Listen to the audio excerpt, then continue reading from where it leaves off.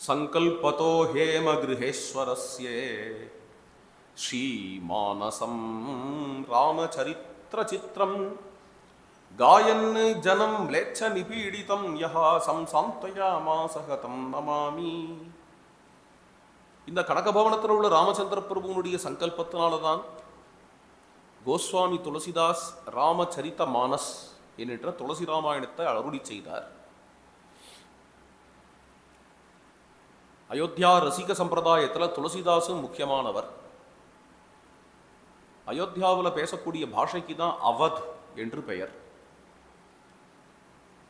அயோத்தியாவுக்கு அவத் என்று பெயர். அங்கே பேசுகிற பாஷைக்கும் அவத் என்று பெயர்.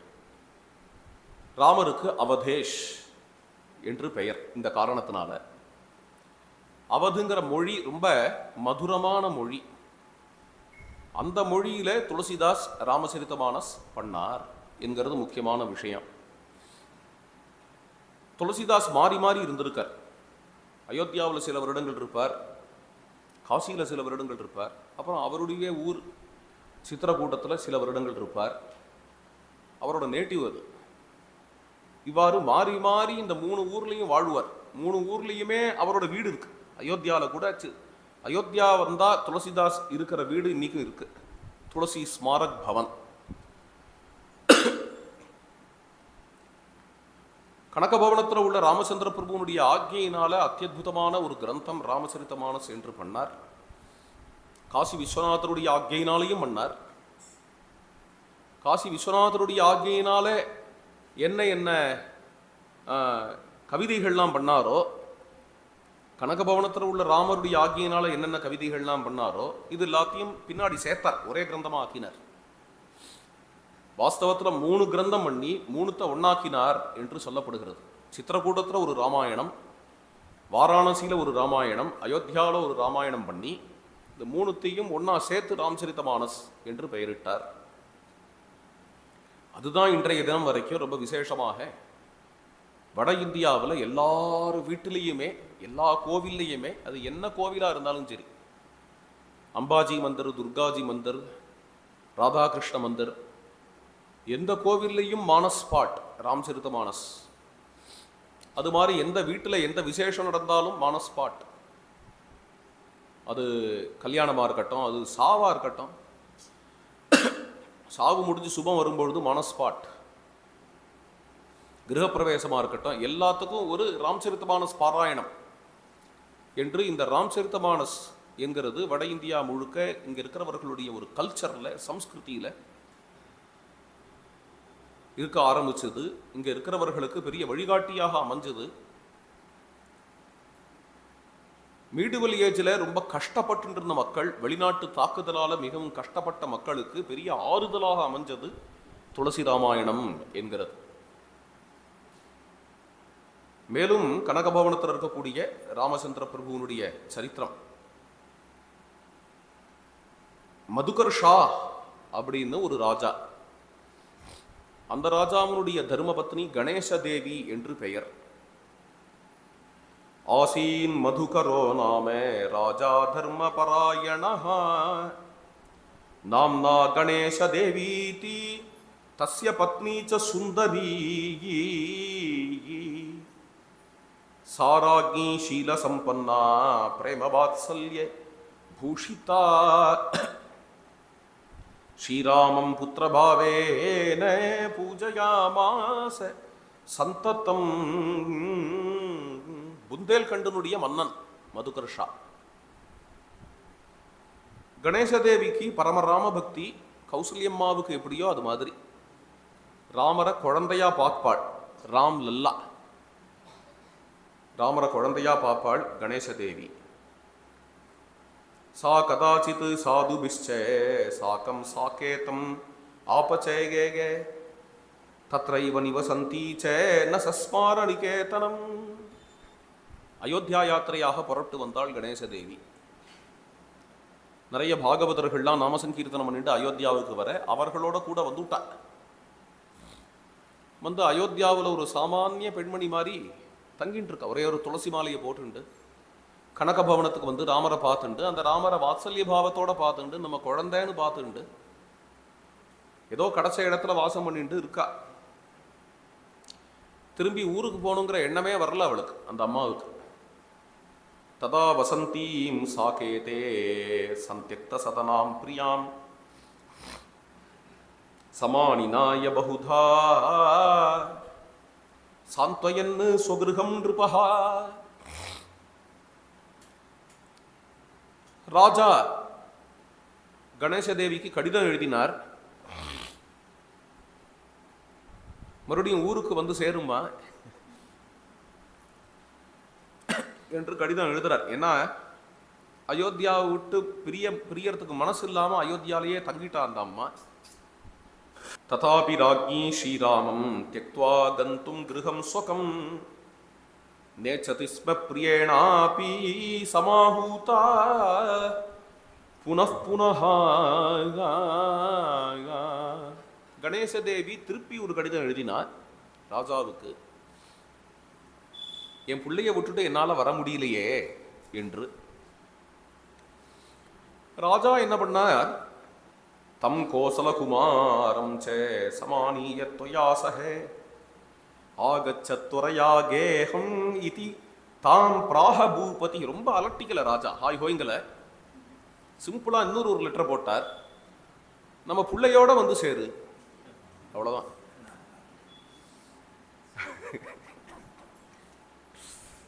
பிள்ளைய விட்டுட்டு தானே வர முடியல, பிள்ளைய அழைச்சுன்னு வந்துடும் என்று ஒரு கடிதம் போட்டார். பத்யுராஜ்ஞாம் புரஸ்கிருத்ய பிராப்ய ஸ்ரீராம சந்நிதிம் தஸ்மை விஜ்ஞாபயாமாஸே மகாராஜ்ஞி பதிவ்ரதா. பர்த்தாவனுடைய ஆணை திரும்பி கிரகத்துக்கு வரணும்னு உடனே நேர ராமரோட சன்னதியில வந்து நின்னா. ராமரை பார்த்து சொன்னா, ஸ்ரீராகவ கிருபா சிந்தோ சுகுமார மனோஹர ஆகச்சாத்யமயா சாகம் அஸ்மாக்கம் பவனம் சுத. கிருபா சிந்தோ ராகவா, குழந்தை ராமா, ஆத்துக்கு வரையாப்பா, நம்ம வீட்டுக்கு கிளம்பலாமா? மாத்ருபக்தோசி பகவன் மகனீய குணார்ணவே மயைவ சாகம் ஆயாஹி மைதிலி காந்த ராகவாய. அம்மாவின் இடத்துல பக்தி உடையவனாச்சே நீ, நான் சொல்றத கேப்பைய. அம்மாவின் இடத்துல பக்தி உடையவன் அப்படின்னா என் வீட்டை விட்டுட்டு நான் எப்படி வர முடியும்? என் மனைவி விடுவாளா சீதை அப்படின்னு கேட்டுட போறாரேங்கிறதுக்காக அடுத்தது என்னென்ன, மைதிலி காந்த ராகவா, மாட்டு பொண்ணையும் அழைச்சிட்டு வந்துடுப்பா, சீதையையும் அழைச்சிட்டு வந்துடு. புத்திர பிரேம நிபத்தாஸ்மி பதிபக்தியாச்ச சயுதா நத்யஜாமி பவந்தம் சே நத்யஜாமி பதிம் ததா.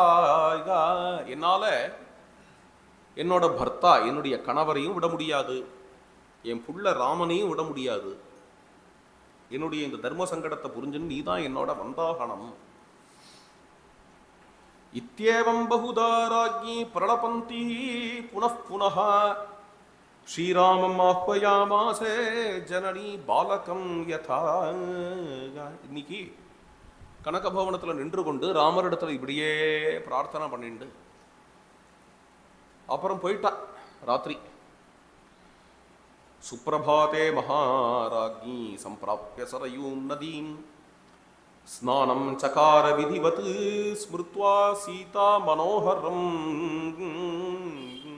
கால வேளை ஆச்சு. அந்த அம்மா சரையூல போய் ஸ்நானம் பண்றா.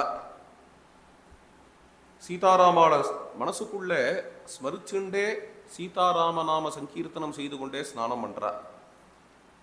ததாவிராசீத் பகவான் ஸ்ரீ கோசலகுமாரகः அர்ச்சாவதார ரூபேண சர்வ சௌந்தர்ய சயுதः. அப்பொழுது சரையூ நதியிலேருந்து திடீர்னு ராமர் ஆவிர்பவித்தார். இங்க ஒரு யுகலம், சீதாராம யுகலம்.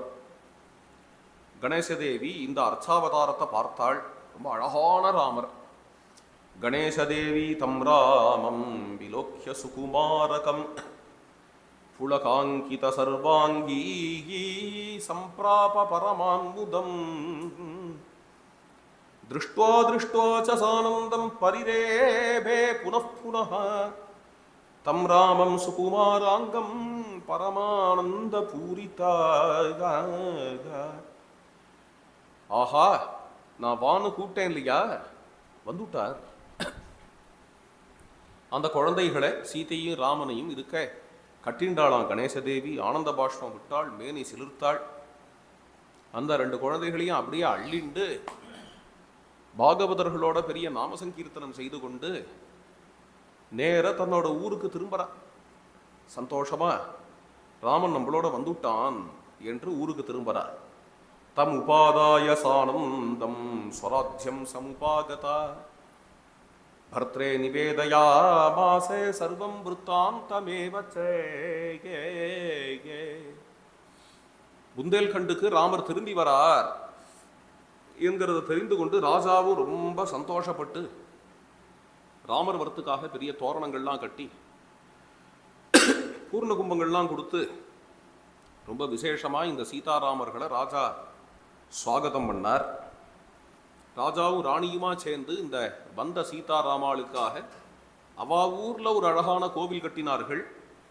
ராஜாபி பரயா பக்தியா விலோக்கிய ரகுநந்தனம் சிம்மாசனே பிரதிஷ்டாப்யே பூஜையாமாச சாதரம். ஒரு அழகான பீடம், இந்த சிம்மாசனத்துல அந்த சீதாராமர்களை எழுந்தருளை பண்ணி ராஜாவும் ராணியுமாக அந்த சீதாராமர்களுக்கு பூஜைக்கெல்லாம் ஏற்பாடு பண்ணார்கள். சர்வே ஜனாக சமாகத்ய தத்ருசுஹு ஜானகி பதிம் பிரசசம்சுஹு மகாராஜ்ஞி ராமபக்தி பராயணாம். அந்த ஊர் ஜனங்கள் எல்லாரும் மாத்தி மாத்தி ஓடி ஓடி வந்து அந்த சீதாராமர்களை தரிசனம் பண்ணி அந்த நாட்டு மகாராணியினுடைய ராமபக்தியை புகழ்ந்தார்கள் என்று இந்த சரித்திரம் ஸ்ரீ வைஷ்ணவ சம்ஹிதையில் ஸ்ரீ ஸ்ரீ அண்ணாவால கூறப்படுகிறது. அருமையான சரித்திரம். கணேசதேவி கனகபவன் ராமருக்கு ஒரு பிரதானமான பக்தை. கணேசதேவிக்கு ராமர் கிளம்பி போனார் இல்லையா இங்கேருந்து, அந்த ராமரும் அந்த கோவிலில் இருக்கார். இன்னும் சொல்ல போனால் அந்த கோவிலுக்கும் கனகபவனத்துக்கும் நிர்வாகம் ஒண்ணுதான். இன்னைக்கு 3 கோவில் நிர்வாகம். மிதிலால உள்ள கோவில், கனகபவனத்தில் உள்ள கோவில், அப்புறம் கணேசதேவியோட ராமர். இந்த 3 கோவிலும் ஒரே நிர்வாகத்துக்கு கீழே தான் வருது. இதுக்கு அடுத்த பக்தாள் சொல்றேன். நிர்மாயைக்கம் கனகம் சதனம் சோத்யானம் சம்பா புஷ்ப விகாசி குணாட்யேகே ஹுத்யானே சீதா ராகவ ரம்ய விஹாரம் பஷ்யந்தீம் ஈடே பக்தாம் இந்திர பிரதாப பிரியபத்னி.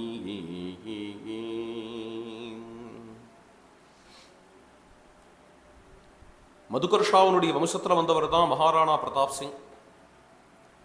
அவருக்கு பல மனைவிகள் உண்டு. அதுல விஷபானுகுமாரி என்கின்ற தர்மபத்னி. அவள் யோகத்திலையும் உயர்ந்தவள், பக்தியிலையும் உயர்ந்தவள். அப்பேற்பட்ட அந்த விஷபானுகுமாரி அயோத்தியா யாத்திரையாக வரும்பொழுது இந்த கனகபவனத்தை பார்த்து மறுபடியும் இதை கும்பாபிஷேகம் பண்ணி புனரமைப்பு செய்யணும் என்கிற கைங்கரியத்தை எடுத்துட்டா. ரொம்ப அற்புதமாக இந்த கனகபவனத்தை அமைச்சா இந்த அம்மா. ரொம்ப ஸ்ரத்தையோட கூட மகாராணா பிரதாப் சிங்கும் விஷபானுகுமாரியுமா அமைச்ச கனகபவனம். நாம் இப்பொழுது பார்க்கிற கனகபவனம் இருக்கே, அது இவர்கள் புனர் நிர்மாணம் செய்த கனகபவனம் தான். இவர்களுக்கு தான் அந்த கல்வெட்டு கிடைச்சது. விக்ரமாதித்யனுடைய கல்வெட்டு இந்த கோவில்ல இவர்களுக்கு தான் கிடைச்சது. கண்ணபிரான் கொடுத்த மூர்த்தின்னு உற்சவ மூர்த்தியை சொன்னோம் இல்லையா, காலங்காலமா இருக்கிற மூர்த்தி. இந்த மூலவர் இருக்காரே, இது அந்த அம்மாவோட தியானத்துல வந்த மூர்த்தி. விஷபானுகுமாரியினுடைய தியானத்துல வந்த மூர்த்தியை இப்படி இப்படி பண்ணணும்னு அந்த அம்மா ஆக்ஞாபிச்சு, அந்த அம்மாவுடைய இன்ஸ்ட்ரக்ஷன் அது மூலமாக தயார் பண்ணப்பட்ட மூலமூர்த்தி. ரொம்ப அற்புதமா இருக்கார், எல்லாரையும் ஆகர்ஷிச்சுட்டு இருக்கார். அப்படியே ராமரை தரிசனம் பண்ணிட்டே இருக்கலாம் போல இருக்கும். கனகபவனத்தில் ராமச்சந்திர பிரபுவுக்கு பிஹாரி என்று பெயர். பிஹாரின்னா என்ன அர்த்தம்னா விளையாடுகின்றவர்னு அர்த்தம், அனந்த லீலா புருஷன் அர்த்தம். ராமன்னாலும் அதான் அர்த்தம். ரமு கிரீடாயாம் என்கின்ற தாத்து. ராம என்றால் விளையாடுகின்றவர். அதை புரிந்து கொண்டுதான் கம்பன் ராமாயணத்தை ஆரம்பிக்கும் பொழுது விளையாட்டுடையான்னு ஆரம்பிக்கிறார்.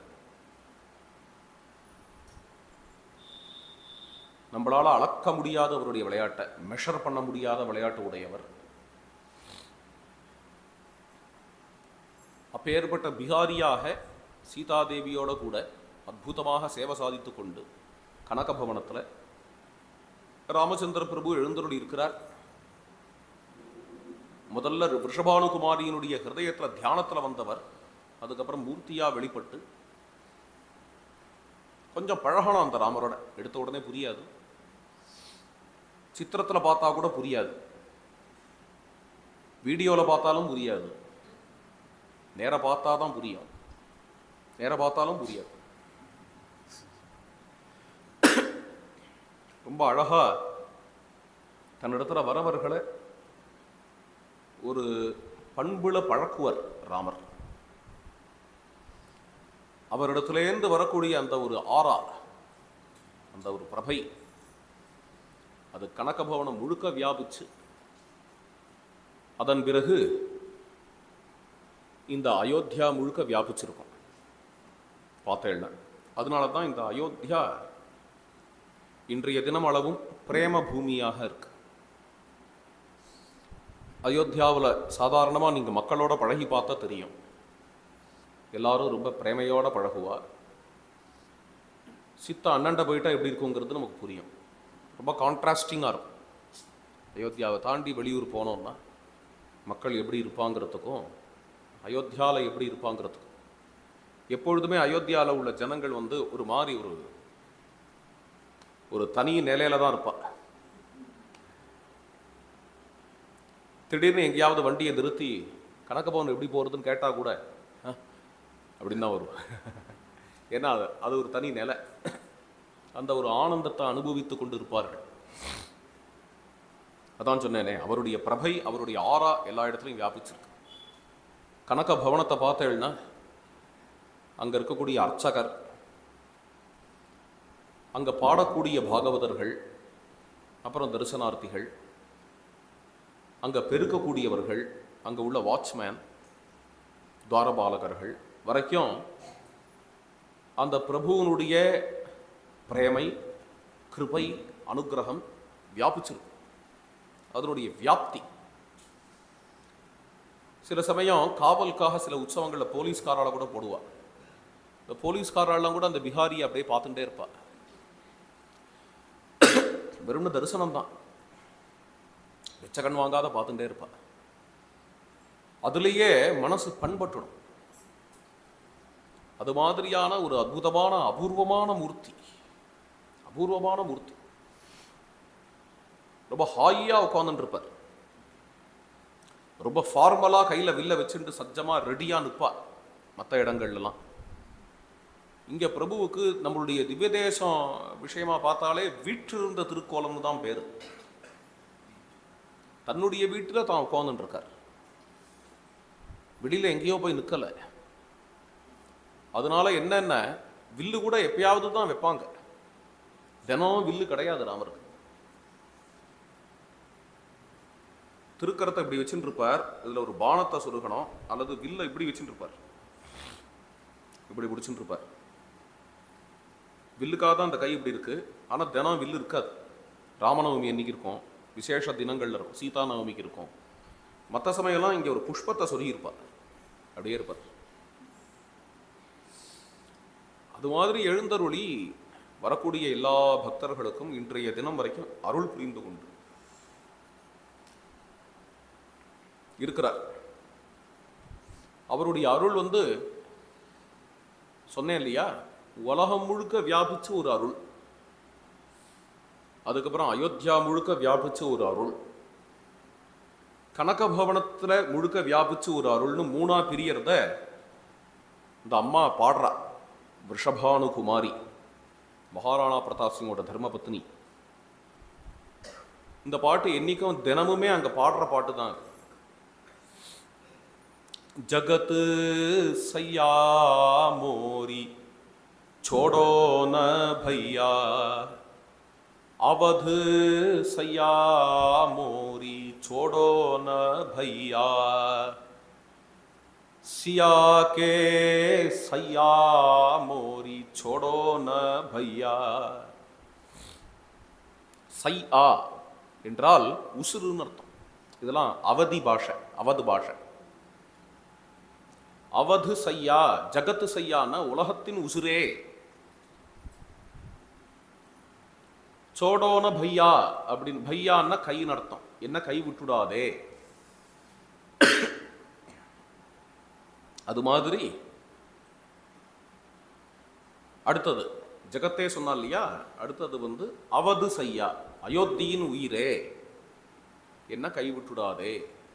சியாக்கே சையா என்கிறது, சியாங்கிறது சீதம்மா, சீதம்மாவின் உயிரே, என்ன கை விட்டுடாதே அப்படின்னு இந்த பாட்டு விஷபானுகுமாரி பாடினது. விஷபானுகுமாரி கனகபவன் ராமரை பத்தி, கனகபவன் விஹாரியை பத்தி மாத்திரமே கிட்டத்தட்ட ஒரு 400 கீர்த்தனைகள் பாடியிருக்கார். அந்த கீர்த்தனைகள் தான் விஷபான் வினோத் என்ற கிரந்தம். இன்னைக்கும் கனகபவனத்தில் கிடைக்கிறது அது. அந்த விஷபானுகுமாரியினுடைய மருமகள் ஒரு அம்மா இருந்தா. அவளுக்கு இந்த சீதாராமால தன்னுடைய ஸ்மரணையில வச்சுட்டே யுகலப்பிரியா என்று பேர் வச்சா. அவா பாடின கீர்த்தனைகளும் இன்னைக்கு கிடைக்கிறது. நமாமி யுகலப்பிரியாம் ஜனக கன்யகா கிங்கரீம் வராம் ரகுபதி பிரியா பிரியசுதாம் தபோதாரிணி யயா யுகலமத்வயம் ஹிருதி திருதம் சுபம் சந்ததம் தயார்திர ஹிருதயம் சதாம் ரசவிலாசதம் சுந்தரம். ஜனக கன்யகா கிங்கரீம், சீதம்மாவனுடைய கிங்கரியாக இருக்கக்கூடிய யுகலப்பிரியா மகாராணி, எப்பொழுதும் ஹிருதயத்தில் சீதாராம யுகலத்தை வைத்துக் கொண்டிருக்கக்கூடிய அந்த மகாராணி யுகலப்பிரியாவுடைய கீர்த்தனைகள் எல்லாமும் இங்கே தினமும் பாடுவா. ஜெயஸ்ரீ ஜானகி வல்லபுல்லால், இந்த பாட்டெல்லாம் அவளோடு தான். இப்போ நான் அயோத்தியா பக்தர்கள் சரித்திரம்னு என்னென்ன சொல்றேனோ, இவர்கள் எல்லாருமே கீர்த்தனை பாடக்கூடியவா. அந்த கீர்த்தனைகள்லாம் இன்றைய தினம் வரைக்கும் கிடைக்கிறது. இதெல்லாம் தான் கனகபவனத்தில் பாடக்கூடிய கீர்த்தனைகள். அந்தந்த உற்சவத்துக்குன்னு கீர்த்தனைகள் அமைஞ்சிருக்கு, அதுவும் இருக்கு. ஒவ்வொரு உற்சவத்துக்கு, ஹோலி உற்சவத்துக்கான கீர்த்தனைகள், ராமநவமி கீர்த்தனைகள், சீதா கல்யாண கீர்த்தனைகள், அப்புறம் ஜூலா உற்சவ், அது ஒரு பிரதானமான உற்சவம், இப்போதான் முடிஞ்சது, அந்த கீர்த்தனைகள் என்று பலவேறு கீர்த்தனைகள் அமைஞ்சிருக்கு.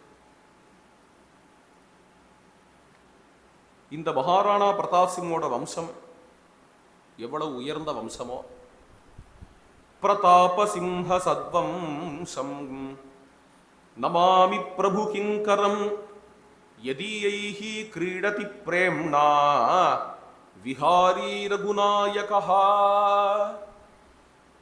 மகாராணா பிரதாப் சிங்கோட வம்சம், அந்த வம்சம்தான் இன்றைய தினம் வரைக்கும் கனகபவனம்ங்கிற இந்த கோவிலை பார்த்து கொண்டு இருக்கிறது.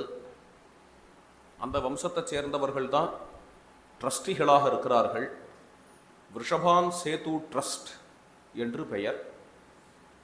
பொதுவாக மகாராணா பிரதாப் சிங்கோட வம்சம் ராமச்சந்திர பிரபுவனுடைய வம்சம் என்று கூறப்படுகிறது.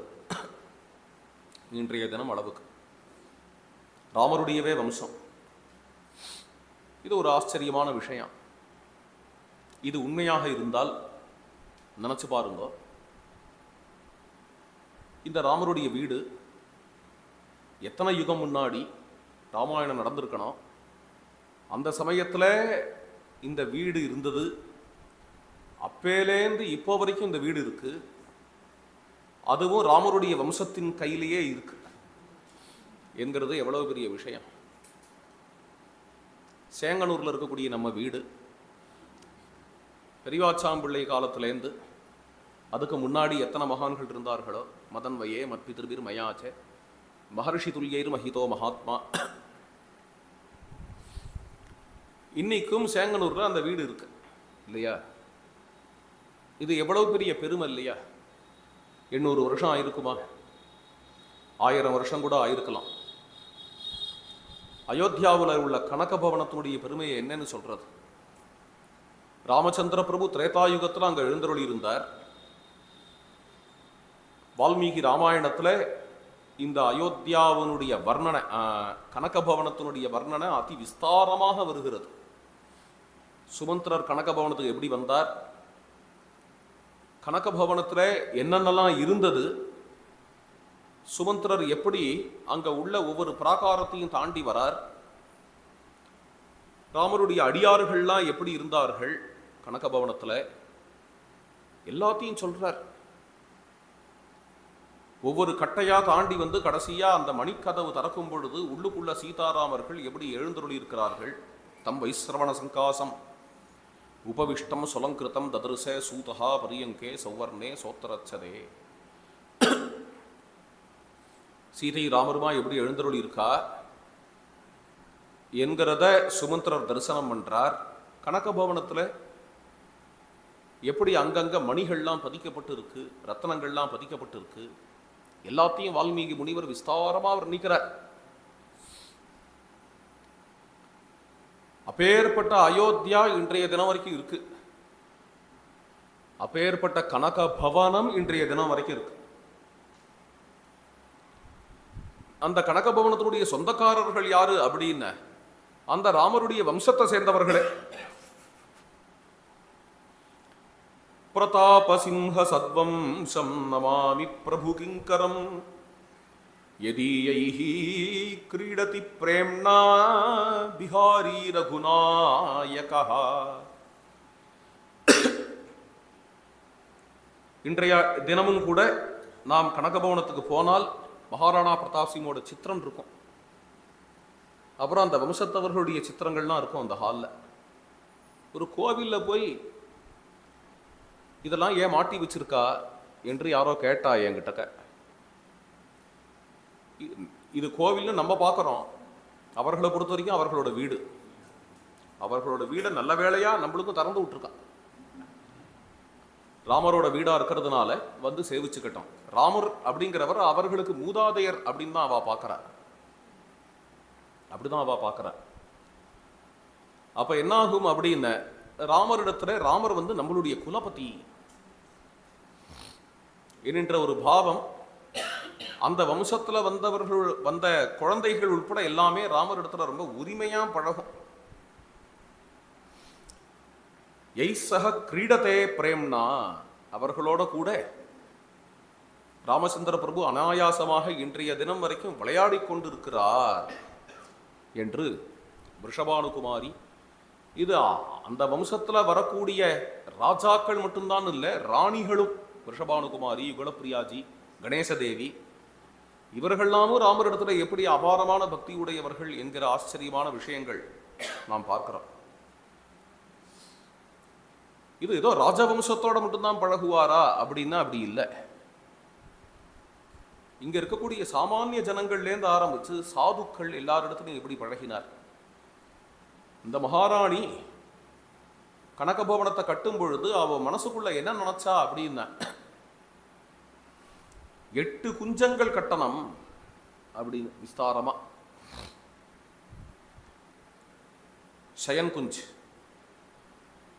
கீழே கனகபவன் பிஹாரி இருக்கார் இல்லையா, மாடத்துல பிரபுவனுடைய நிகுஞ்சம் இருக்கு, யாரையும் விடுறது இல்லை உள்ள, அது ரகசியம், கட்டுங்காவலுமா இருக்கு. தினம் டோலோத்சவம் கீழே முடிஞ்ச உடனே மேல போய் நைவேத்தியம் நடக்கும்.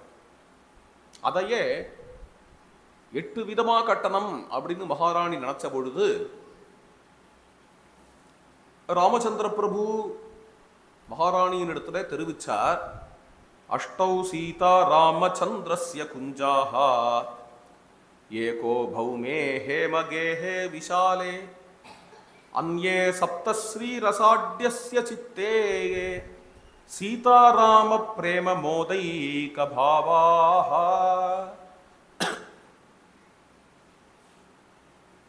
சீதாராம விஹாரத்துக்கான குஞ்சங்கள் நிகுஞ்சங்கள் 8. அதுல சாம்பிளுக்கு ஒரு குஞ்சம் மாடத்துல இருந்தால் போரும்னு ராமர் நிறுத்திட்டார். மத்த 8 நிகுஞ்சங்கள், மத்த 7 ஆமா, மத்த 7 நிகுஞ்சங்கள் எங்க இருக்கு அப்படின்னு. இது மெட்டீரியல் வேர்ல்டுல இது ஒன்னு மேனிஃபெஸ்ட் ஆனா போறோம். மற்றது எல்லாம் ஸ்ரீ ரசாட்யஸ்ய சித்தே. ரசிக் அலி என்று ஒரு பக்தர் இங்க, அந்த பக்தருடைய ஹிருதயத்துல மொத்த 7 குஞ்சங்கள் இருக்கு என்று ராமர் மகாராணிக்கு காட்டி கொடுத்தார்.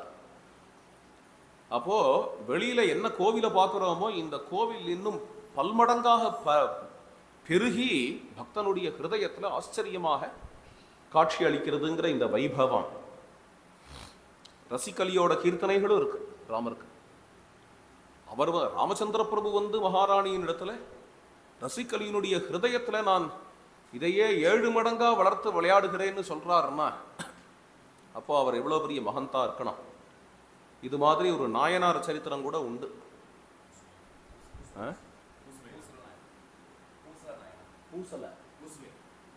பூசல நாயனார், அவருடைய ஹிருதயத்தில் அவர் கும்பாபிஷேகம் பண்ணார்.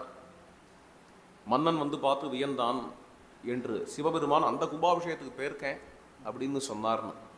அது மாதிரி தான் இந்த ரசிக் அலியினுடைய சரித்திரம். இதெல்லாம் நமக்கு என்னத்தை காட்டுறது அப்படின்னா, தெய்வம் இன்டர்னலைஸ் ஆயிருக்கு, உட்புறமாக்கப்பட்டிருக்கு. சீதாராம விஹாரம் என்கிறது உட்புறமாக்கப்பட்டு, நேற்றுக்கே சொன்னோம். தஹர ஆகாச அயோத்தியா விஹாரி கேலதி மம ஹிருதயே ஸ்ரீராமஹான்னு சதாசிவ பிரம்மேந்திரால் பாடியிருக்கா. இதோட இன்னைக்கு நிறுத்திப்போம். மேலே தொடர்ந்து கனகபவனத்தினுடைய லீலைகளை நாளைய தினம் பார்க்கலாம். சீதா வல்லபுலால் கீ